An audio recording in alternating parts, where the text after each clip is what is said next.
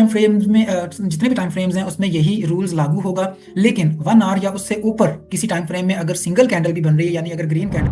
یہ جو ہے نا وہ نشان آپ اس کو جتنا مرضی ایکسپینڈ کریں، یہاں پہ رکھیں، آپ کی مرضی، ایکسپینڈ کرنا چاہیں ایکسپینڈ کرنے آپ کی مرضی ہے. اور جب چینج آف کریکٹر ہو گیا تو ہمیں پھر ایک تیسرا نشان بھی لگانا تھا، جو ابھی اس کے بعد مارکیٹ نیچے نہیں آئی تھی، لیکن ہم اپنے یہ لیول اس طرح سے ایکسپینڈ کر چکے تھے. ٹھیک ہے، اور اپنے باقی لیولز کو بھی گرین میں یعنی بلش کو چھوڑ دیتا ہوں. حالانکہ آپ دیکھیں کہ مارکیٹ یہاں پہ ایک یہ کینڈل، دوسری کینڈل، تیسری کینڈل، چوتھی کینڈل، پانچویں کینڈل اور چھٹی کینڈل، 6 کینڈلز بنا کر مارکیٹ یہاں پہ آتی ہے اپنے A2 لیول. اب A3 کے ساتھ اب بعد ہم کہاں جائیں گے؟ اگر چینج آف کریکٹر ہوا ہے تو چینج آف کریکٹر کے بعد یعنی اس بڑی کینڈل اور اس چھوٹی کینڈل نے چینج آف کریکٹر کر دیا، اب آپ مارکیٹ کو اتنا اوپر لے جائیں گے، یعنی اپنے اس ایرو کے ایک ٹائم ایسا آئے گا کہ مارکیٹ بریک آف اسٹرکچر کرے گی،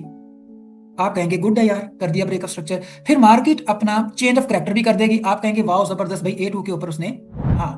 جب مارکیٹ ٹرینڈ نیچے آ رہا تھا پہلی مرتبہ ہائر اس نے لوور ہائی کو کراس کیا تو فرسٹ شاک ہو گیا. اب اس کو اچھے بچوں کی طرح تھوڑا سا ریٹریس میں لے کے اوپر جانا چاہیے تھا، لیکن ایسا نہیں ہوا. اس نے پھر سے آ کے جو ہے نا وہ آپ کا جو لو بنا تھا لوور لو، اس کو پھر سے بریک کر دیا. بھائیو اتنی سی بات اگر آپ کو سمجھ آ گئی ہے نا، اب تک کی یہ ساری چیزیں سمجھ میں آ گئی ہیں نا، تو مبارک ہو، آپ نے تقریباً 80% چیزوں کو ماشاءاللہ سے سمجھ لیا اور آپ 80% اس کو کور کر چکے.